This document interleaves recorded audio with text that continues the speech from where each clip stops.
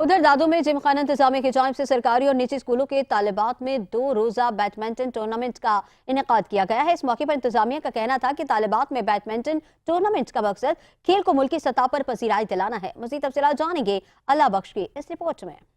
दादू के जिमखाना इंतजामिया की जानिब से बैडमिंटन हॉल में सरकारी और निजी 15 स्कूल के दरमियान 62 टीमों में 2 रोज़ा बैडमिंटन टूर्नामेंट का इनेकाद किया गया। बैडमिंटन टूर्नामेंट में गर्ल्स तलबा ने बड़े शौक से हिस्सा लिया।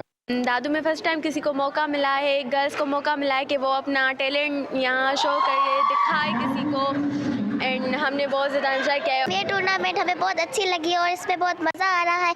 62 टीमों के 2 रोज़ा बैडमिंटन टूर्नामेंट मुकाबले की फाइनल IBA कमेटी कॉलेज की गर्ल्स तलबा बनी।